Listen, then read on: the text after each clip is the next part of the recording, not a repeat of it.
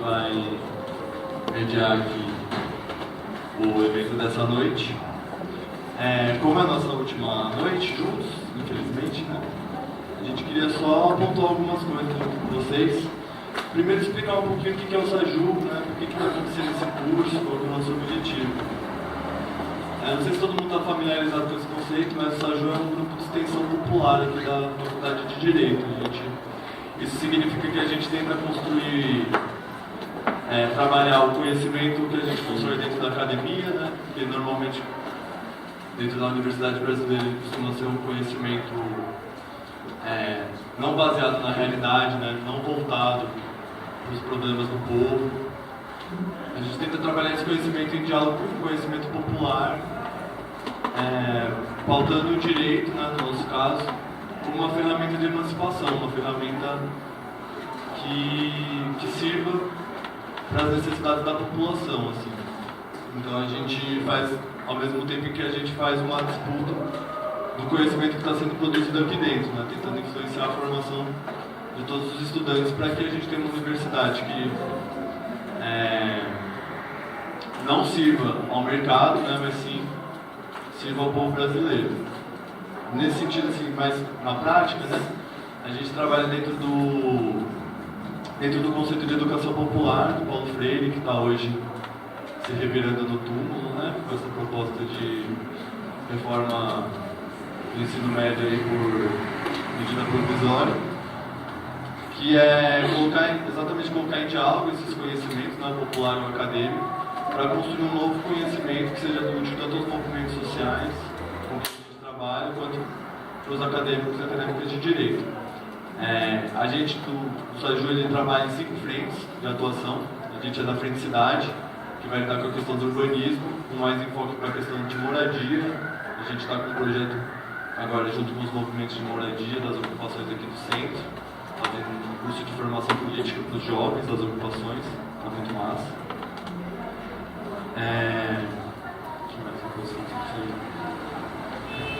E as outras frentes, só para apresentar para vocês,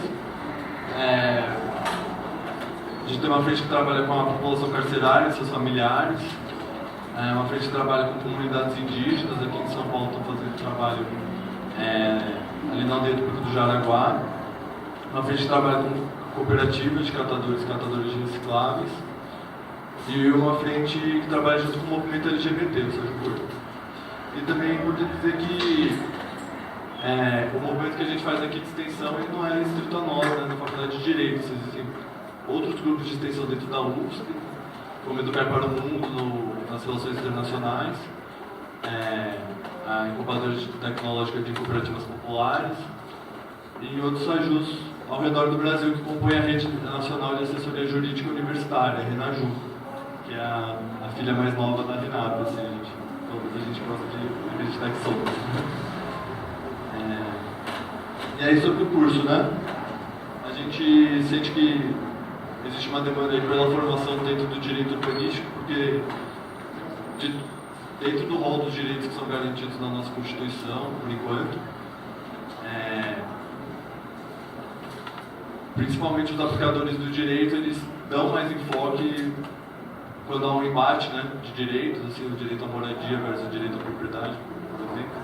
Sempre dando enfoque ao direito à propriedade, né, sempre ignorando a aplicação das leis urbanas, né, ou quando não ignora, utiliza contra a população, né, utiliza para retirar as pessoas de onde elas moram.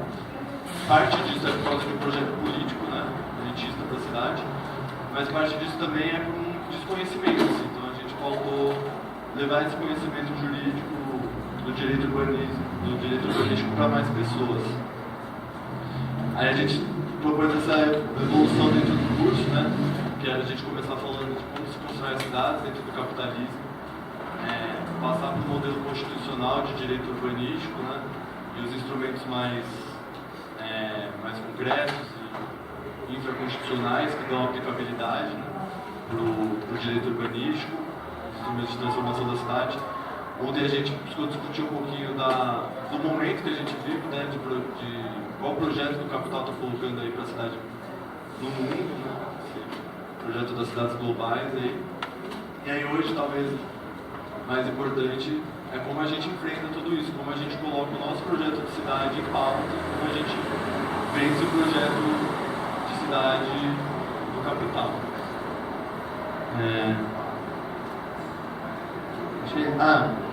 Só mais uma coisa, vocês receberam um formulário, né?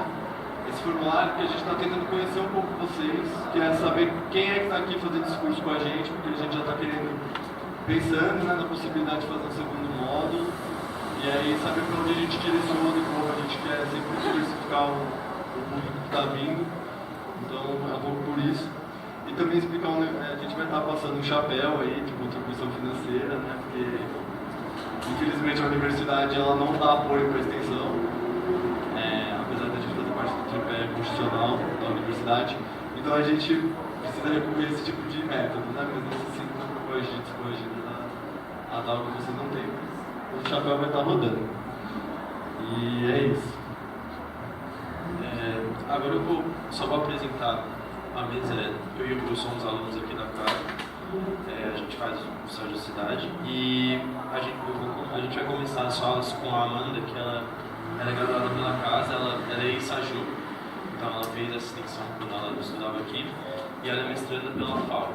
Depois dela vai falar a Luísa, que é defensora pública, e ela é coordenadora do Núcleo de Habitação e Urbanismo da Defensoria.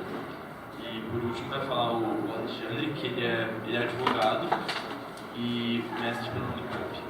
Vou passar agora para a Ana.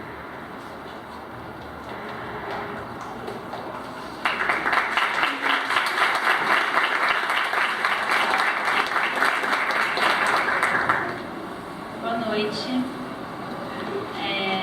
Bom, vou inaugurar agora esse último dia de curso. Eu vou tentar fazer uma fala bem dinâmica, para vocês assim, aguentarem essa última sexta-feira. Vocês ficaram aqui todos os dias, vindo, participando.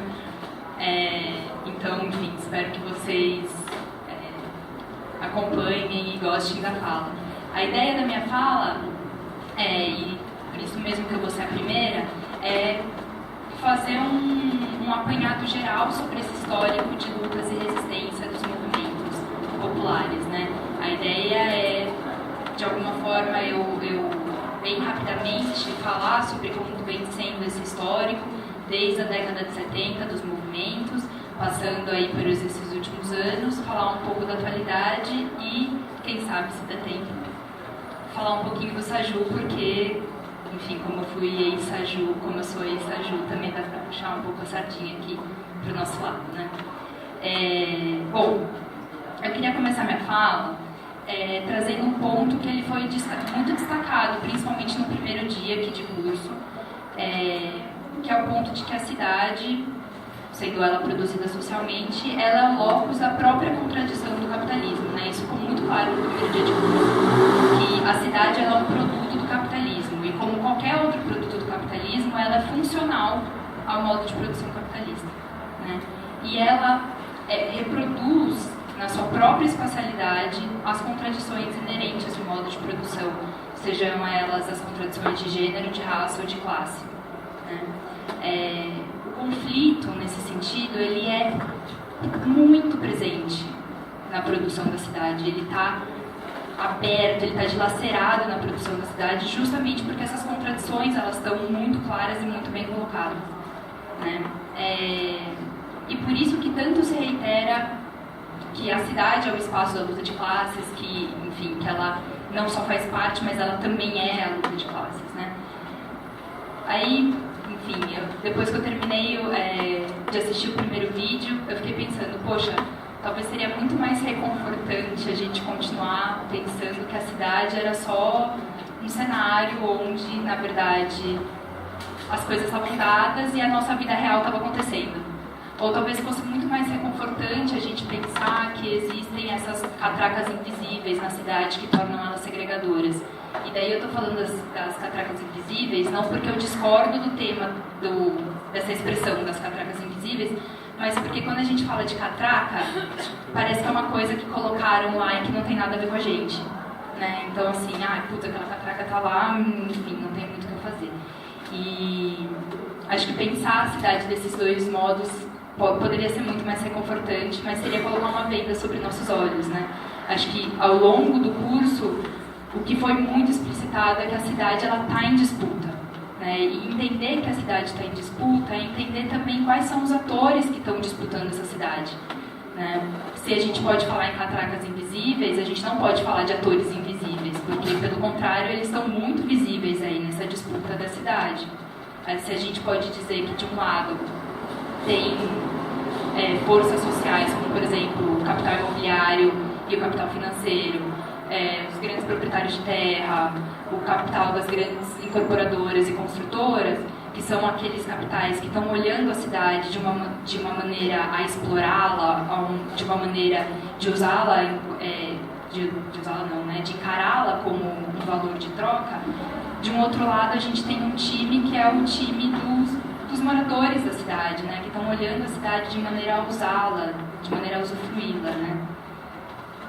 Talvez nem falar de moradores, né? Talvez falar de trabalhadores, né? Da classe trabalhadora, porque, querendo ou não, o dono da construtora, ele mora na cidade também, né?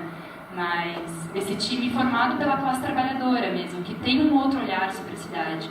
E os movimentos populares, eles são, sobretudo, esses trabalhadores organizados, né? Então, os movimentos populares, eles são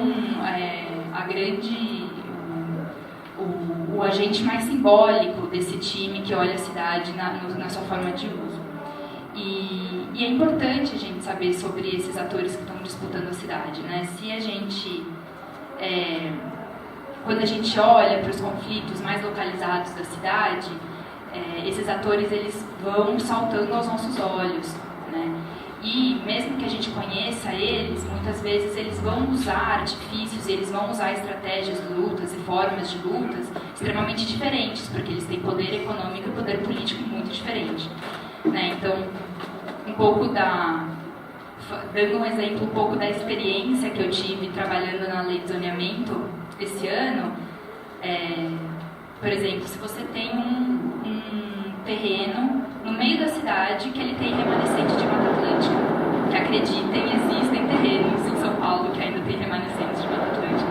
Se você tem um terreno assim, o proprietário desse terreno, ele não vai querer de jeito nenhum que aquele terreno seja uma zona de proteção ambiental, de maneira nenhuma, porque aquilo vai fazer com que o potencial dele de construção diminua muito. Ele não vai querer. Talvez as pessoas ao redor, que morem ao redor, vão querer que aquilo se torne uma Zepan para eventualmente virar um parque, porque elas precisam desse espaço de lazer, né? E talvez o capital imobiliário já esteja olhando aquele terreno e pensando que aquele terreno para ele é muito estratégico para construir grandes torres residenciais, né? Então, pode ser que nessa disputa, em um momento a gente olhe o grande proprietário e o capital e a incorporadora, a construtora, lutando do mesmo lado contra os moradores, contra essa Zepan, né? Para garantir um potencial construtivo maior. Mas daí, em outro momento, a gente vai ver que esse proprietário vai começar a brigar, a tretar muito com o capital imobiliário, por exemplo, pelo preço da venda da terra. Então, essas disputas desses atores sociais, elas são super dinâmicas dentro da cidade e a gente precisa conhecer elas, né? Para a gente não achar que a cidade tem uma cortina de fumaça e que ela está sendo feita, tudo bem, ela está sendo feita socialmente, mas sem saber exatamente quem são esses atores, né? E saber esses atores é muito importante para a gente orientar a nossa prática política, né? Acho que depois, se der tempo de falar um pouco do Saju, a gente só consegue pensar uma prática política, e mesmo, obviamente, os movimentos populares, eles só conseguem traçar suas estratégias, eles só conseguem fazer suas análises de conjuntura se eles conhecem os atores com os quais eles estão disputando e eles estão entrando em conflito. Acho que a gente tem que desvelar um pouco essa realidade. Bom, mas se quando a gente fala da disputa pela cidade, todos esses sujeitos vêm à nossa mente, quando a gente fala de resistência e luta, que é o que a gente vai falar hoje, o que vem à mente pra gente necessariamente são os movimentos populares, né? Melhor ainda seria se viesse à nossa mente as mulheres dos movimentos populares e a juventude do movimento popular, mas isso talvez seja, a gente tenha que conversar outra hora, porque merece uma fala inteira sobre isso, mas de toda forma, os movimentos populares são esse grande agente, né? Aqui em São Paulo, a gente tem um histórico de luta urbana, uma militância dos movimentos populares que vale muito a pena conhecer, né? E que, ainda que haja muita dúvida em torno do quanto os movimentos populares conseguem influenciar a cena política, eles, de alguma forma, eles trouxeram grandes transformações para aquelas localidades onde eles travaram as lutas deles, né? Eu vou começar a falar um pouquinho dos movimentos populares, principalmente na década de 70, né? Não que os movimentos populares não existissem antes, né? Principalmente os movimentos urbanos, porque numa cidade contraditória como a cidade do capitalismo, os conflitos são colocados a todo momento. Mas eu vou falar da década de 70 porque na literatura dos movimentos populares, movimentos sociais, assim, a década de 70 e 80 é um momento histórico que é normalmente muito referenciado para se falar de movimentos sociais, né? Justamente porque se na década de 70 teve toda a ascensão do regime ditatorial, etc., na década de 70, mesmo com esse regime ainda no poder, os movimentos de periferia já começaram a conseguir se articular, né? O que é interessante é que a ditadura estava tão preocupada com as movimentações dos sindicatos e dos partidos políticos, e ela politicamente estava preocupada com os sindicatos e com os partidos políticos, e economicamente ela estava tão preocupada com o setor privado que, para a periferia, ela não olhou nem no sentido político nem no sentido econômico, né? As periferias ficaram renegadas e por conta disso as condições de precariedade das periferias aumentaram demais, as favelas estouraram na década de 70 aqui no município de São Paulo, e politicamente também elas conseguiram começar a se articular, a se aglutinar, porque o regime ditatorial estava lá para reprimir, para tirar eles de lá, para reintegrar eles na pós eventualmente, mas as movimentações políticas que eles estavam fazendo, já de começar a organizar movimentos, etc., a ditadura, né, é como se ela não tivesse visto isso, né? Então, na década de 70, o Nabil Bonduki, que inclusive veio aqui, e o Lúcio Kovarik falam que aconteceu os anos de resistência, né? Então começa essa mobilização dos movimentos nas periferias. Então começa a aparecer movimentos que eles estão reivindicando as condições mais básicas de habitabilidade, os serviços públicos mais básicos. Então eles querem água encanada, eles querem saneamento, eles querem luz, eles querem coisas básicas para você ter uma vida digna, né? E esses movimentos, na medida que eles vão crescendo, se fortalecendo, eles vão juntando mais pessoas e eles vão conseguindo reivindicar para além disso, né? Esse é um movimento que é muito interessante. No final da década de 70, por exemplo, desses movimentos também se originou o movimento de favelas, né? Que era uma coisa que talvez fosse impensável no começo da década de 70, porque as favelas eram ocupações extremamente espontâneas dos terrenos da periferia. Então o pessoal começava, um depois do outro, a ocupar, e de repente aquilo virava uma favela. E de repente aquilo começou a se tornar um movimento que começou a ter força política e começou a entrar na cena política, né? Pensando que você está num momento de ditadura no país, isso é um negócio que você praticamente... Num primeiro momento você até pensa, gente, mas como isso é possível? Né? Diante de tanta coisa que estava acontecendo, de tanta barbárie, de tanta tortura, repressão política, como que isso pode estar acontecendo? Mas, na verdade, isso só mostra o olhar que o nosso Estado tem para as periferias, né? Que é nenhum olhar, principalmente na ditadura, que não precisava de voto dessas periferias, né? Bom, esse caldo político ele foi se engrossando. A década de 80 é caracterizada ainda mais por esse caldo político, né? Não é à toa que é bem nesse período também que o PT é formado, né? E muitos autores dizem que se não existisse esse caldo político, o PT não conseguiria ter essa formação, que é esse olhar para o popular, porque o PT, logo que ele nasceu, nos primeiros anos de existência dele, ele tinha uma relação muito forte com os movimentos populares, estavam nas comunidades, faziam um trabalho de base. Na época também, a Igreja Católica tinha uma inserção nas comunidades muito forte, tudo isso fez o caldo político ir aumentando de uma maneira que antes não tinha sido visto, né? É um momento que na literatura dos movimentos sociais muita gente vê com muita animação, né? Pô, os movimentos estão surgindo, eles estão se fortalecendo, né? É disso que a gente precisa, agora vai, né? A gente precisa desses movimentos. E também vale ressaltar que durante a década de 70, principalmente os movimentos de moradia, né? Os movimentos urbanos de moradia, eles também começam a se engajar também nas reivindicações da própria nas reivindicações do próprio processo de formulação da Constituição, da Assembleia Constituinte, depois da Constituição Federal, né, de 88.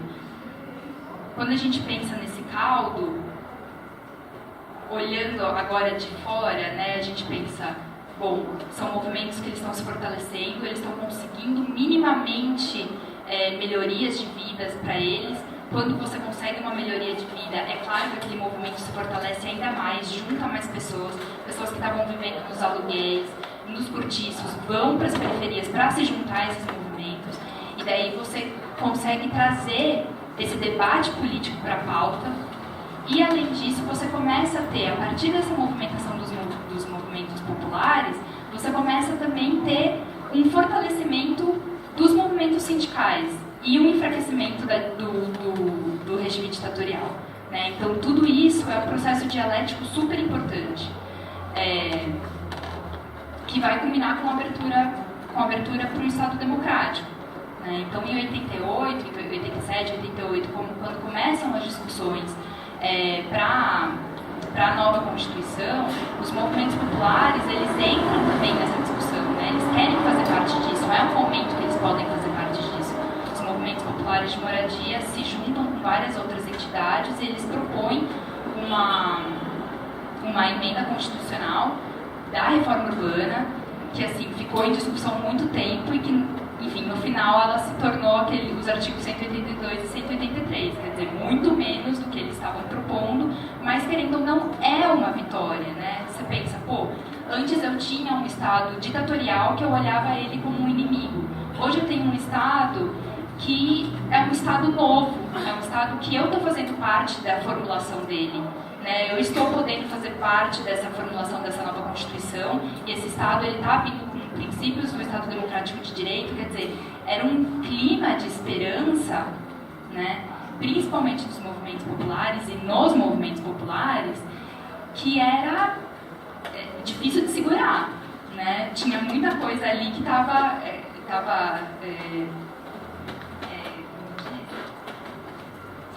muita coisa que estava dando certo ao mesmo tempo, né?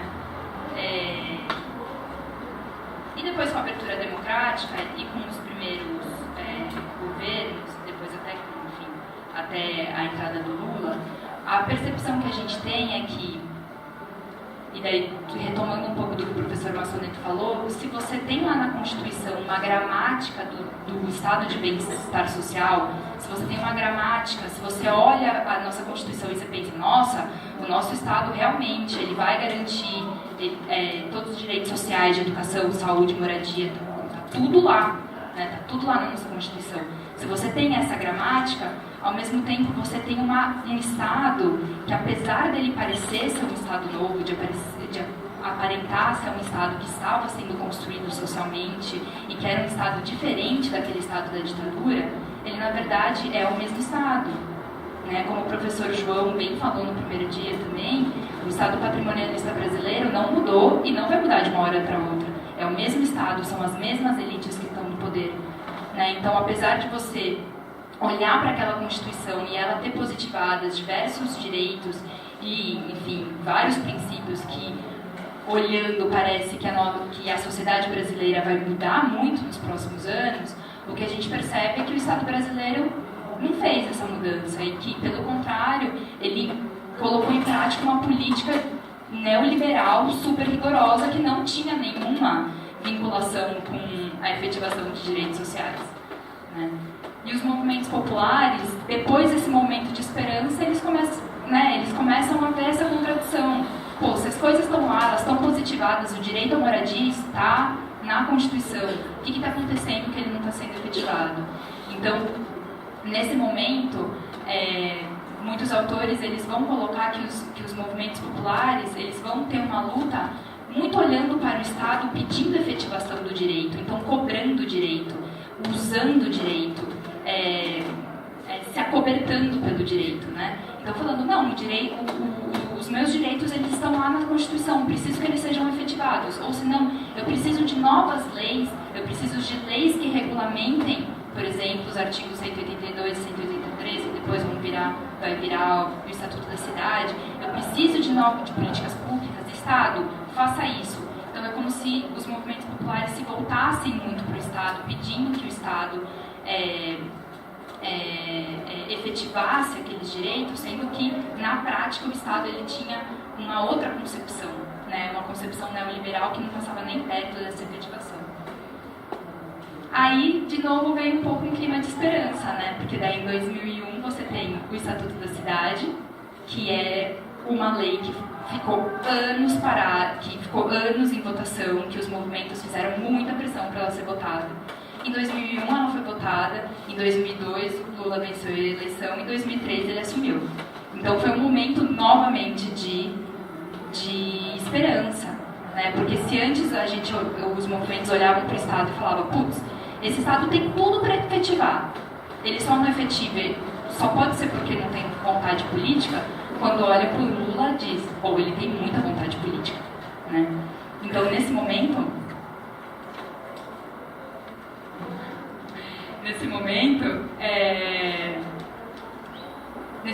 cria-se um novo clima de esperança mesmo, né, dos movimentos. E o Lula, e não é à toa também, né? O Lula, quando ele entra no poder em 2003, especificamente sobre a questão urbana, muita coisa acontece, né? Então, é feito o Ministério das Cidades, é criada a Secretaria Nacional de Habitação, a Secretaria Nacional de Saneamento Básico, Saneamento Ambiental, são criadas inúmeras leis sobre a questão urbana, planos de mobilidade, etc. Quer dizer, regulamentação aí não faltava mais. Muita coisa estava sendo feita em prática, né? Ótimos gestores estavam sendo colocados no Ministério das Cidades. De novo, agora vai. Né? A partir de 2007, você começa a ter um investimento muito grande na cidade, principalmente na parte de habitação e saneamento, por conta dos recursos do PAC.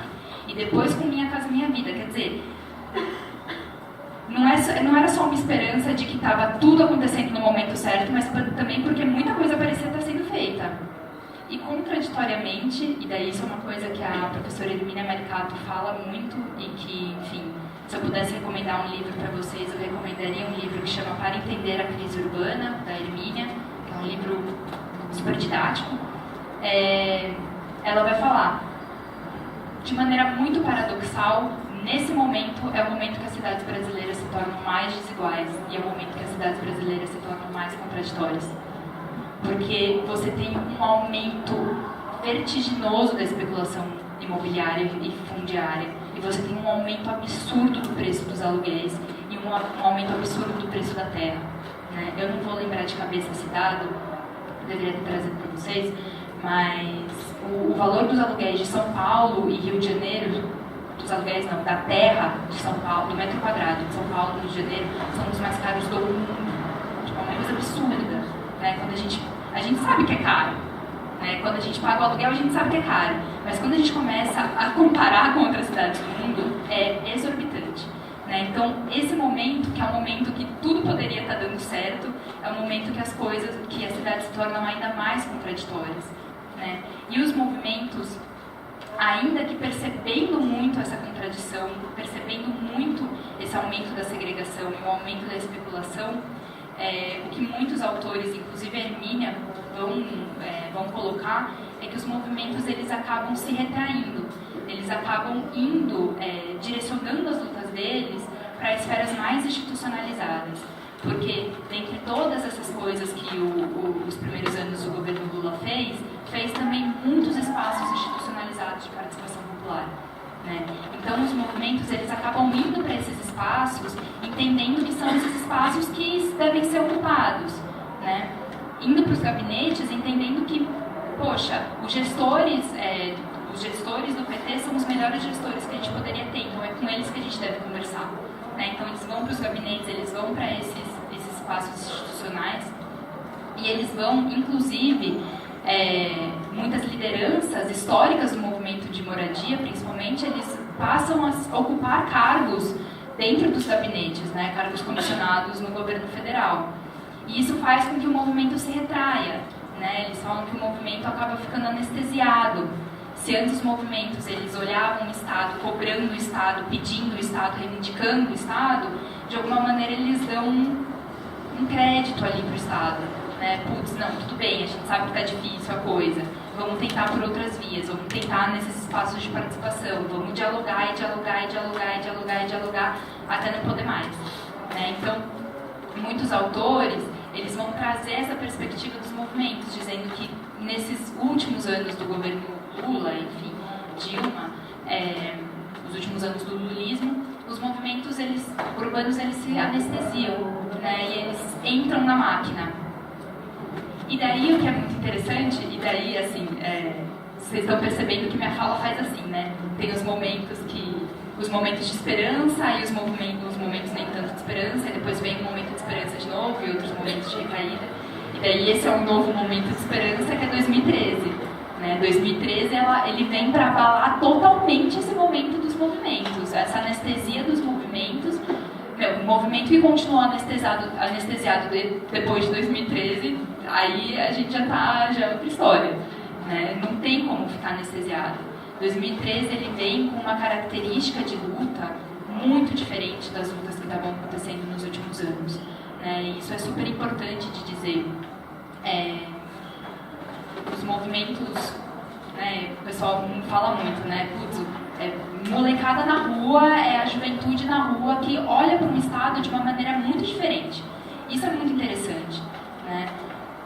Quem viveu os anos 80, quem viveu os anos 70 e que viveu um pouco essa coisa do Estado, de reivindicar o Estado e olhar o Estado como um aliado e não mais como aquele inimigo da ditadura, tem essa percepção.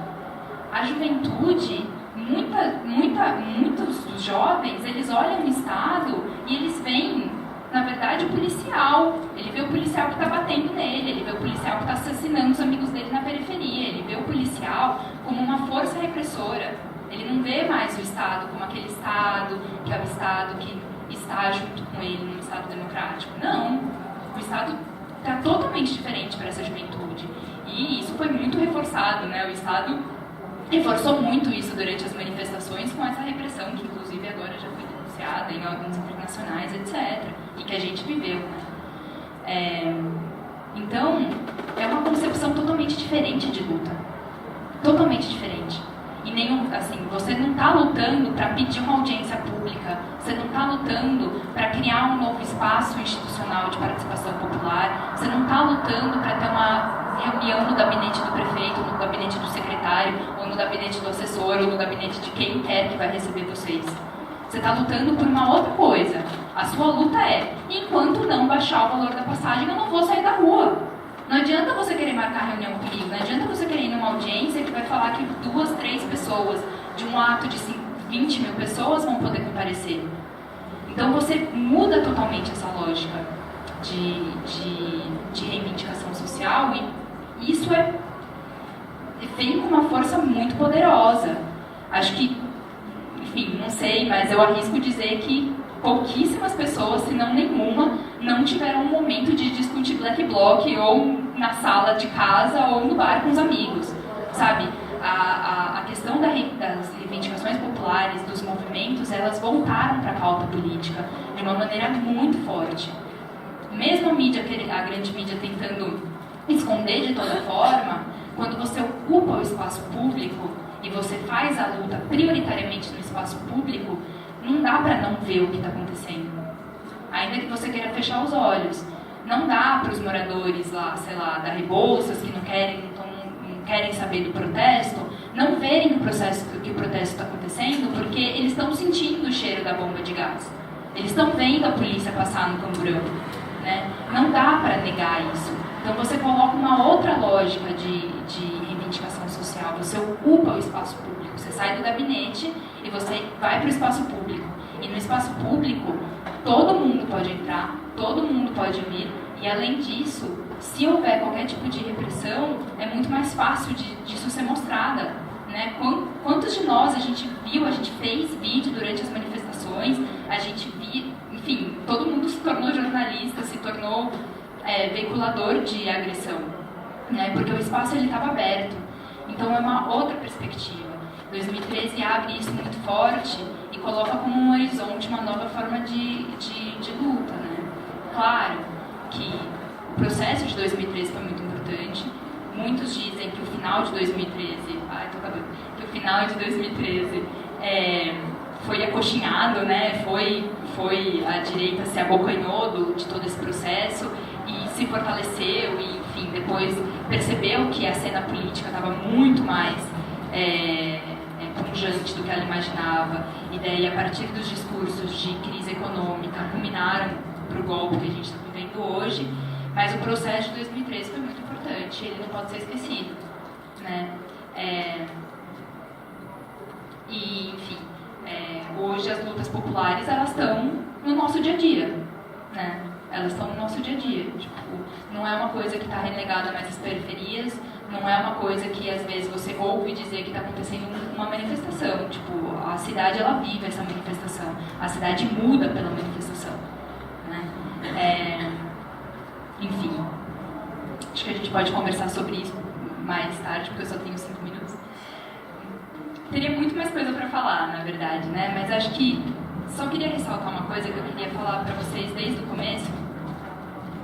É que principalmente nesse último dia que a gente está falando de resistência, de luta urbana, mas ao longo desse curso inteiro, acho que é importante a gente sair desse curso não só se sentindo mais conhecedora das questões da cidade, se sentindo mais inteligente, se sentindo mais sabido, né? Isso é muito importante. É muito importante a gente saber falar melhor sobre a nossa cidade. É muito importante a gente conseguir entender as políticas na prática. É muito importante tudo isso.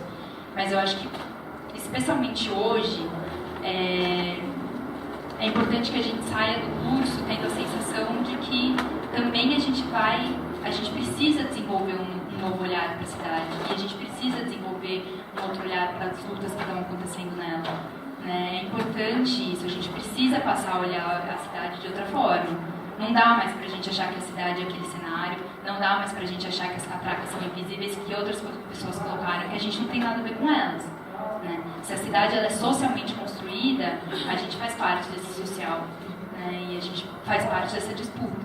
Eu não estou falando aqui que todo mundo tem que sair daqui, se filiar a um movimento popular, não. Eu estou falando que cada um aqui é importante de conhecer, de saber como que pode influenciar nessa disputa. Porque uma pessoa a mais numa manifestação faz diferença. A gente acha que não, mas faz, né? Um pouco falando de advogados, né? Porque eu sou advogado, um advogado a mais na porta de uma reintegração de posse faz diferença. Então a gente também tem que entender melhor como que a gente vai contribuir agora diante de tudo isso que a gente sabe, né? A professora, eu citei bastante a Hermínia aqui, porque ela não só, enfim, durante a graduação a gente se apoiou muito nos textos dela e tudo mais, mas também porque agora no mestrado eu tive aula 2 semestres com ela, e ela falou uma coisa que me tocou muito e que eu vou reproduzir para vocês. Ela falou que a gente tem que estar preparado, porque um dia o cavalo vai passar selado e a gente tem que estar pronto para subir no cavalo. E que se a gente ficar esperando o cavalo, na hora que a gente olhar ele lá no fundo e dizer, meu Deus, o cavalo está chegando, é agora que eu vou me preparar, não vai dar tempo.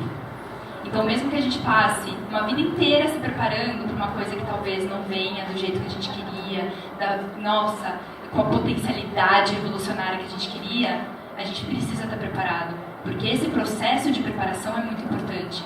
E só com esse processo de preparação que a gente consegue olhar no horizonte e ver que lá no fundinho pode ser que o cavalo venha, né? Então, a professora Hermínia, que é uma mulher que traz muita prática dela, que, coloca o pé mesmo e fala, não, vamos embora, não dá pra gente ficar só conversando sobre as questões da cidade, a gente tem que fazer. Ela trouxe isso muito forte pra gente, né? E, enfim, não sei se foi tão forte quanto foi pra mim quando ela falou, mas talvez seja importante vocês conhecerem um pouco isso também e se engajarem. Que eu acho que na minha formação do SAJU nos últimos anos foi o que me fez, foi o início da minha preparação e me fez estar aqui, onde eu estou hoje. Bom, a gente pode continuar conversando depois, porque eu não tenho mais tempo, desculpa, eu estourei todo o tempo possível. Obrigada.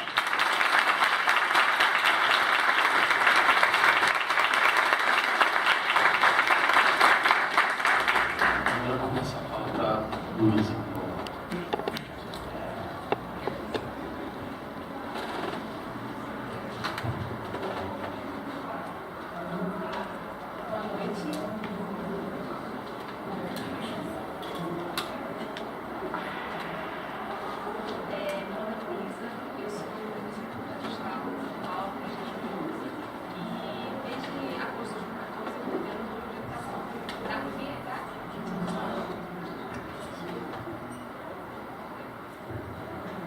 Agora, boa noite. Meu nome é Luísa, eu sou defensora pública do Estado. Desde agosto de 2014 eu coordeno o núcleo de habitação. Em nome da Defensoria, eu quero agradecer imensamente o convite. É um prazer estar participando do curso de vocês, do SAJU.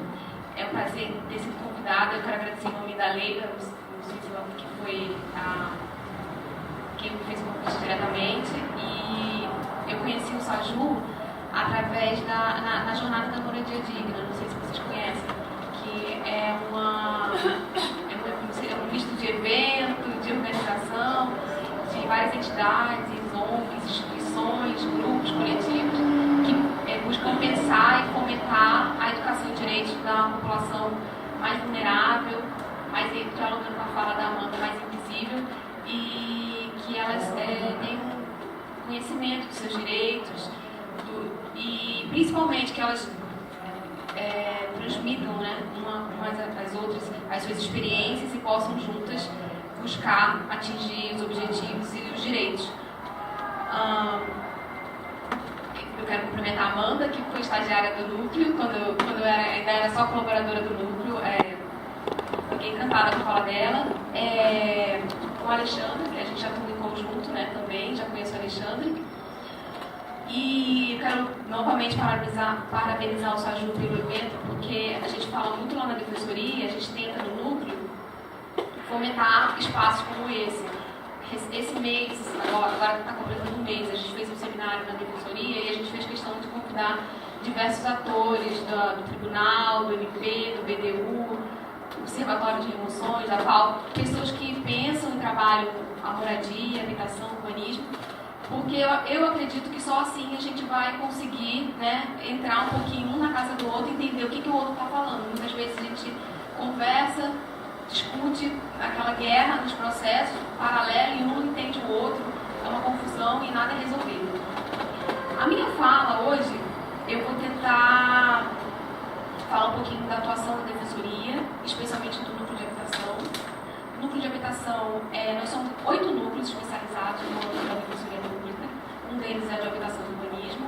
O nosso trabalho é de atuar a gente presta suporte para todos os defensores do Estado que atuam na área e a gente atua também diretamente em casos de tutela do direito da moradia e da habitação em regra. Eu vou tentar também trazer um pouco da visão do judiciário, dos conflitos fundiários, e eu acho que a parte talvez mais interessante é alguns casos que eu vou tentar falar aqui para vocês. A atuação da Defensoria, ela tem, eu coloquei aqui 5 eixos.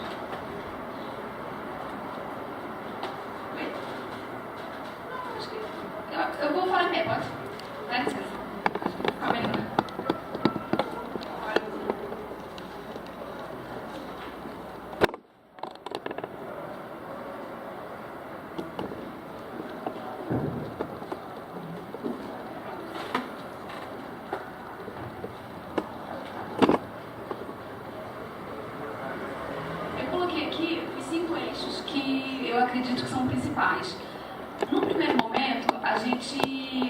analisando esses eixos, a gente vai achar que defesas em ações possessórias, peditórias, que seria o eixo que vai trazer esses conflitos. Só que, pela nossa experiência, a gente vê que os 5 eixos, de certa forma, eles se correlacionam e eles têm relação com o nosso tema de hoje, que é histórias de lutas e resistências nos conflitos fundiários. Então, vou falar um pouquinho com destaque para o 1 e para o 5. O primeiro eixo que eu coloquei aqui é da política habitacional. A gente tem uma atuação que a gente entende como estratégica de atuar junto com os municípios, com o governo estadual e com o governo federal, de discutir a política pública habitacional, discutir que política é essa, para que é essa política e se a gente busca fiscalizar os programas, a questão da transparência. A gente tem muita dificuldade com inúmeras pessoas que buscam a defensoria para tentar entender: doutora, eu estou inscrita em tal atendimento há 5 anos, o meu vizinho está há 3 e ele foi atendido. E eu eu queria entender melhor essa situação. E nesse eixo, a gente viu que a gente busca, né, junto com esses entes, trabalhar essas políticas de forma a desenvolvê-las e atingir. Muitas vezes a gente pega a demanda de um grupo, por exemplo, dos idosos, que não se encaixam naquele modelo padrão de política habitacional que era, né, Minha Casa Minha Vida, a política do financiamento, a política da alienação de mercado imobiliário. Por quê? Porque esse financiamento ele demanda um longo período de tempo de pagamento e o idoso ele já tem um período reduzido, né, comparando com o resto da população. Então ele não consegue pagar aquela unidade num período muito mais curto e aí as prestações ficam muito mais altas. Então, qual é a nossa função junto com aquele grupo? Tentar entender qual é a necessidade dele, e aí isso também se aplica à mulher vítima de violência, à população em situação de rua, enfim, cada grupo tem a sua peculiaridade. É claro que a gente tem núcleos especializados nesses temas, nesses grupos que eu falei, mas o núcleo de habitação tenta caminhar por todos eles e tentar, junto com o poder público, entender, trazer, né, juntar, né, a população e o poder público para que ele concretize essas necessidades. E aí, na linha dos idosos, por exemplo, a gente tem a alocação social. Não sei se o Betaque falou, ele é um entusiasta da alocação social, que é uma forma, né, que a gente entende de atender essa demanda da população por habitação, que não tem a lógica da Minha Casa Minha Vida, da unidade habitacional, do financiamento, que nada mais o Estado ele tem um parque de imóveis públicos, e ele celebra um contrato de aluguel com aquela população que demanda por moradia. Entendendo moradia não como um título, uma propriedade. Moradia é o direito que o cidadão tem de ter a sua proteção, a sua segurança, resguardar a sua individualidade, e de modo que ele tenha um espaço que tenha acesso ao transporte, acesso à saúde, acesso à educação, a lazer, que ele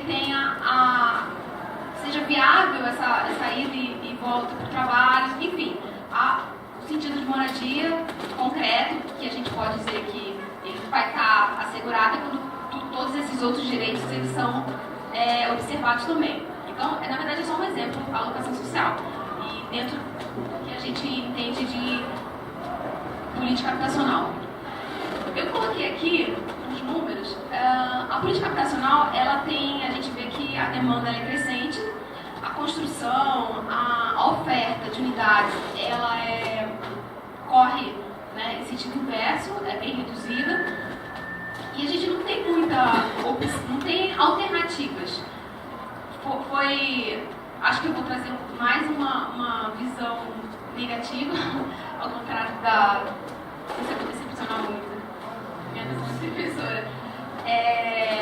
O que aconteceu depois de 2013, continuando a falar da Amanda? O que deu errado? É mais ou menos a minha fala. Os problemas.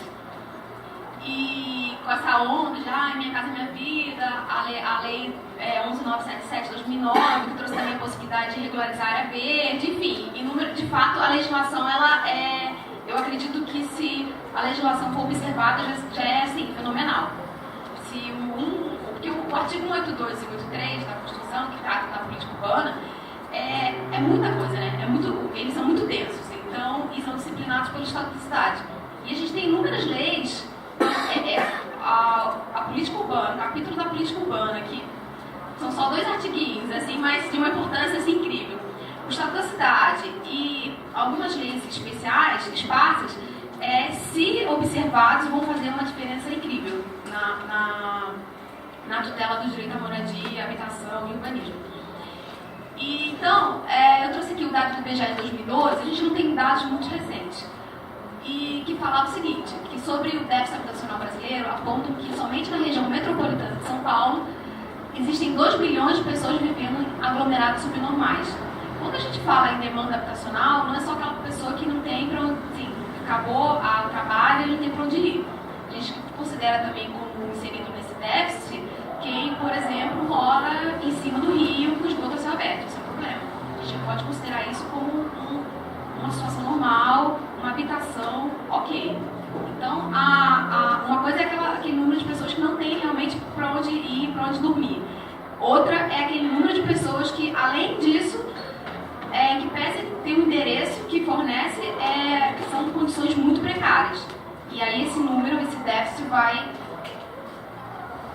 assim, crescer de uma forma em progressão geométrica. Esse é um outro dado que a gente trouxe do CNJ. Essa informação aqui diz, se eu não me engano, essa pesquisa foi liberada em 2014 de dados dos tribunais de 2013. Então o recorte, se eu não me engano, é o ano de 2013.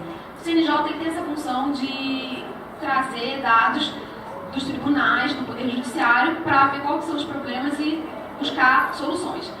Segundo esse dado, as ações aqui no Estado de São Paulo, que correm no Tribunal de Justiça de São Paulo, que envolvem conflitos fundiários, envolvem conflitos urbanos, envolvem possessórios, questões de propriedade, uma ação reivindicatória, ações civis públicas que envolvem loteamentos irregulares, loteamentos clandestinos.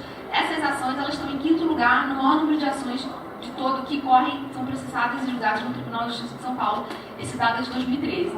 Então você imagina, a gente tem a área criminal, a área da infância, tem todas as áreas. Dentro do direito civil a gente tem milhares de áreas, e uma delas é esse tema aqui, que é o direito das coisas e propriedade, que está inserido no nosso tema.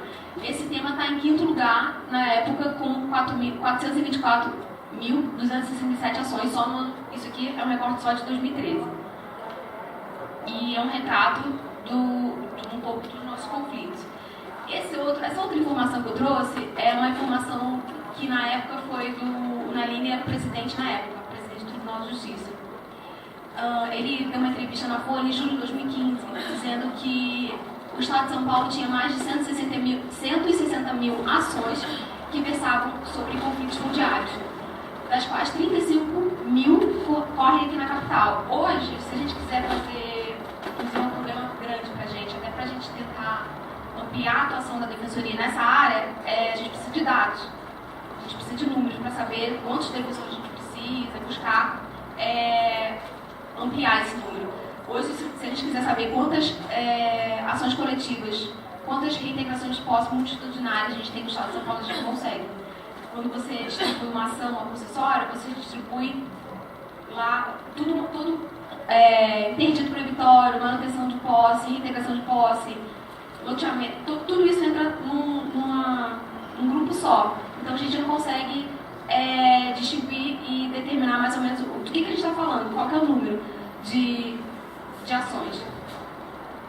A grande demanda, a oferta, transparência. Quando a gente entrou no núcleo, a gente percebeu que a população tinha uma das grandes dúvidas de quem procurava a gente, principalmente no atendimento individual, qual que é a situação, a posição dela na fila no atendimento habitacional. Ah, doutora, eu fui lá na Coab, fiz minha inscrição, isso tem 10 anos, meu vizinho fez inscrição há 6 anos e ele foi contemplado. E a gente procurou todas as informações junto à Coab e a notícia não existe fila. As pessoas são inscritas e são feitos sorteios. existem critérios de prioridades, tanto no âmbito municipal, quanto no estadual, quanto no federal, como, por exemplo, mulher em situação de violência, idoso, existem prioridades. A pessoa, quando ela preenche uma dessas prioridades, ela vai ter mais chances de ser sorteada, porque ela está em 2 grupos, mas é um sorteio. Se ela não é sorteada, ela vai aguardar o próximo empreendimento, que vai ter um novo sorteio, e ela vai, se ela for sorteada, ela é contemplada. Então, é possível que uma pessoa que se inscreveu há muitos anos seja contemplada depois de uma que se inscreveu, por exemplo, no ano passado. Essa é a lógica do atendimento. E qual que foi a nossa função aqui na Defensoria? A gente fez uma recomendação para o secretário da época, na época foi o Liano, antes do Itaca, de que que isso ficasse claro para as pessoas não sabiam disso. As pessoas não sabiam que elas têm que fazer um recadastro, que a partir do momento que elas cadastram, elas não podem, elas têm que atualizar os dados delas periodicamente. Se a cada ano a pessoa não faz essa atualização, ela simplesmente some daquele cadastro. E aí no próximo sorteio ela sequer existe para aquele mundo. De certa forma, é um jeito assim, bem cruel de reduzir o número de pessoas, né? Porque a pessoa não vai lá, não atualiza seu cadastro e de repente ela some. Hoje o que eu falo? Você não está cadastrado, vamos lá. Porque como não tem a lógica da fila, se a gente encontra uma pessoa que procura a gente lá na triagem, a gente verifica que hoje é possível com o CPF, depois dessa recomendação, a pessoa coloca o CPF dela e ela consegue entender a situação dela. A comunidade que estão vinculadas ao empreendimento, ela consegue entender que fase está aquele empreendimento. Se o Estado já tem aquele terreno, se já começou, as licitações já correram, se a gente já está em fase de execução de obra, qual que é a situação daquele empreendimento que ela vai ser contemplada. Esse é um exemplo de atuação nossa no que tange a política habitacional. Eu trouxe aqui, na verdade, não é nenhuma parcelamento, edificação, utilização compulsória do IPTU progressivo no tempo. A gente entende que não é uma solução, mas é um dos caminhos que a gente tem que acompanhar, e a gente faz isso e eu encaixei nesse eixo política habitacional. Por quê?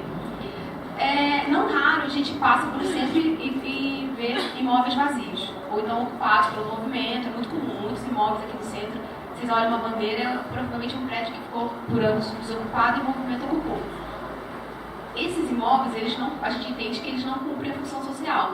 Pagar IPTU, colocar fazer um contrato de trabalho com segurança, para ele tomar conta da grade do prédio, isso não é da função social ao imóvel. A Constituição, ela assegura o direito de propriedade, é verdade, mas ela também determina que o proprietário ele tem que dar função social a esse imóvel. Se você tem uma propriedade e você não dá uma função social a esse imóvel, que pode ser feito, não necessariamente morando, você pode dar função de outras formas, mas você tem que dar alguma destinação para aquele imóvel. Claro que lista, né? Enfim, então a gente também atua, a gente acompanha atualmente essa pesquisa aqui, quem tiver interesse depois, está no site do Ministério da Justiça, é bem interessante. Foi divulgada ano passado, em outubro do ano passado, e diz que, apesar da PEUC, a gente chama de PEUC, né, esse parcelamento, já está previsto na Constituição de 88, e a gente entende que é um dever do município. O município ele tem um dever constitucional de fiscalizar o solo, de observar se os imóveis estão vazios, de observar se o proprietário está dando função social. Enfim, ele tem esse dever de fiscalizar não só a propriedade pública, como também o solo privado. E, então, esses são mecanismos que estão previstos na Constituição do Estatuto, que dão armas, eu diria, para o município, viabilizam para o município, ou deveriam viabilizar, que o município traga aquele imóvel que está ocioso. Por que a gente tem uma demanda tão grande e como que a gente aceita diversos imóveis no centro de São Paulo vazios, ou então com um porteiro, ou então com um imóvel, um caso que eu trouxe agora, que eu vou falar para vocês, de um hotel que tinha só um estacionamento no subsolo, mais de 10 andares vazios. Essa pesquisa, ela fala que até a data, né, do projeto da pesquisa, apenas 8 municípios de todo o Brasil tinham iniciado o processo de aplicação da PILC, que é o parcelamento, notificar o proprietário, perguntar, ver, assim, localizar os imóveis ociosos, notificar o proprietário para que ele tenha, né, a defesa dele, explique por que esse imóvel está ocioso e, né, correr todas essas etapas. Então, quem tiver interesse em aprofundar sobre esse tema, sugiro essa pesquisa aqui. Agora, entrando no outro tema que eu acho... Só deixa eu...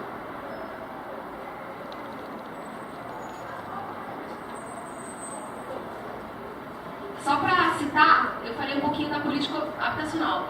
A gente atua também no planejamento urbano e participação popular. Exemplo, Nova Luz, a gente já, não sei quem já ouviu falar do plano de urbanização da Nova Luz, a Amanda acho que estava no núcleo na época da atuação do núcleo, e a gente recebeu recentemente o último acórdão, né? Então agora transitou julgado. Os movimentos procuraram a Defensoria no Núcleo de Habitação contestando um projeto de urbanização na região da Luz. A partir daí, a gente, em conversas com o Poder Executivo, viu que estavam sendo violados o direito à participação popular. A participação popular, a gente tem alguns mecanismos, por exemplo, audiência pública, consulta pública, conselho gestor. A população tem o direito a opinar sobre determinado projeto de urbanização. E o que a gente percebeu no caso do Nova Luz é que esse direito sequer estava sendo observado. Muitas vezes o executivo faz um papel de mera formalidade, que tem uma aparência de participação. As pessoas, por exemplo, compõem um conselho, mas ninguém entende nada que está falando, está dizendo, está ouvindo, enfim. É só para inglês ver, né, o termo.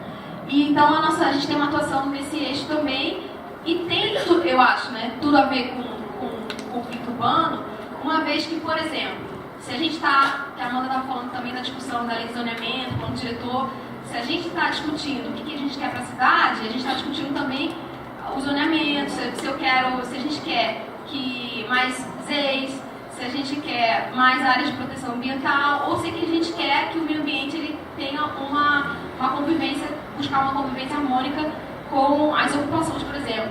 Se a gente acha interessante mudar um zoneamento, por exemplo, de uma área que há 20 anos atrás era verde, mas hoje tem uma ocupação de 100 mil pessoas, por exemplo. A gente quer dizer que aquela área ali um dia foi verde e remover todo mundo. A gente quer dizer, olha, isso aqui é uma área ambientalmente protegida, as pessoas estão ali e degradaram o meio ambiente, retirem-se todos e vamos reflorestar. Para onde que a gente leva esse pessoal? Então isso tem a ver também com a discussão das leis, da legislação urbanística, com participação popular e, consequentemente, com a existência ou não de conflitos. Eu estou falando rápido para poder chegar na... outro eixo, regularização fundiária e urbanística. Não sei aqui quem... O pessoal me disse que tem gente aqui que não é do jurídico, da área jurídica. A gente atua... A regularização fundiária tem mais a ver com título, com reconhecimento de segurança na posse, segurança na propriedade, na terra. E a urbanística tem a ver com serviços públicos. A gente atua nessa área também. E é muito mais, no nosso entender, muito mais inteligente que a gente leve o serviço para uma população do que a gente remova todo mundo e encaminhe para as unidades profissionais que a gente sequer consegue construir. O quarto eixo tem também a ver com defesas, mas defesas que a maioria da população sequer tem noção do que acontece. Por exemplo, quando o Estado quer fazer um viaduto. E não raro, para fazer um viaduto, para fazer rodovia, no traçado tem uma comunidade. E todo mundo, nossa, que maravilha, aquele traçado, aquele viaduto vai economizar, eu vou economizar 10 minutos no meu dia a dia para ir para voltar, mas isso é o que fica assim, para a sociedade como um todo. Quando, na verdade, batem lá a nossa porta, sempre com uma notificaçãozinha já para sair em 24 horas, toda aquela comunidade que vai ter que sair e que não vai ser indenizada porque essa indenização vai para o proprietário, aquele que nem sabe que é dono daquela área. E agora vamos passar para a parte que eu acho que a Leila queria que eu falasse, que são as defesas impossessórias. Eu trouxe 3 casos, que é a São João, uma integração que foi meu batizado no núcleo. Eu já, desde que eu entrei na defensoria, eu atuo com habitação. Sempre minha área de atuação sempre foi eu escolhi o civil e a minha atuação era temática na cidade que é a minha vaga. A coordenação do núcleo é temporária. Vou ficar 4 anos e depois eu volto para a minha atuação, que é na área da habitação também. Só que não tão intensa, né? Assim, não só casos coletivos, né? Assim, mais individual. E meu batizado no núcleo em setembro de 2014 foi acompanhar uma reintegração, não sei se vocês escutaram falar, na Avenida São João, do Hotel Aquários. E aí a Vila Soma, que a gente atua junto com o Alexandre, e a ocupação do Douglas Rodrigues, que também resiste até hoje. Essas são fotos do dia da reintegração do Hotel Aquários. Esse hotel foi construído para ser hotel e nunca foi hotel. Ele tem um prédio, se não me engano, mais de 10 andares e funcionava um estacionamento embaixo. A única coisa que acontecia. A estrutura toda do prédio nunca tinha sido utilizada por 10 anos. Por 10 anos aquele imóvel estava totalmente ocioso em todos os seus andares, com exceção do subsolo, que tem estacionamento. Teve uma ação de reintegração de posse, foi deferida liminar. É importante dizer que nesses processos, na grande maioria das vezes, o fato desse imóvel estar vazio não é considerado, ou seja, no nosso entender, a gente não consegue aprofundar a discussão para a função social da propriedade, que é um dever do proprietário. A gente não consegue levar para a discussão dos processos essa visão. A visão que é apresentada é uma matrícula, um contrato, um IPTU pago e sou proprietário, ponto. Tem uma liminar e vamos reintegrar, seja como for. E aqui são fotos dessa reintegração, que aconteceu em setembro de 2014. Foi bem intenso, a gente chegou lá entre 5h30 e 6 horas da manhã, e estavam as lideranças. Qual que é o papel da defensoria no dia da reintegração? É evitar um menor número de riscos, de danos dos direitos das pessoas que vão ser reintegradas. Quando a gente tem a ordem de reintegração, quando não tem mais o que fazer, o nosso papel é esse, buscar que os meios de cumprimento da reintegração, os direitos das pessoas sejam observados. Muita gente acha que não existem direitos, mas existem. No momento dessa reintegração, a reintegração, por exemplo, não pode acontecer domingo, feriado, a população tem que ser avisada. O autor da ação ele tem um ônus de dever de apresentar os meios, como ônibus, pessoas para carregar. Nesse caso aqui, era uma ocupação de movimento e tinha sido pactuado numa reunião do batalhão que seriam fornecidos 40 caminhões, algo parecido. E no dia tinham 16. Então esse foi o motivo que é claro que se tivesse os 40, o movimento, né, ia contestar outras coisas, mas nesse dia, enfim, não tinha o que tinha sido pactuado e foi o suficiente para o choque chegar e fazer. Não sei se está dando para ver, porque eu dei uma ampliada aqui no slide da foto para. O choque foi. Antes desse choque chegar, eu acho que isso aí foi já no final da manhã. A gente ficou correndo pelo centro de bombas. De bombas, tiros, helicópteros. Eu confesso que nunca tinha visto nada parecido. Isso aqui é o choque empurrando o portão do prédio da reintegração. Esse é o choque. Foi assim, foi uma sequência de violações de direitos. As pessoas foram retiradas. Eu acho que a cidade toda aqui, o centro ficou parado, vários quarteirões ficaram fechados. Eu não sou daqui, eu conheci pedaços do São Paulo que eu até hoje não sei pra onde que eu corri.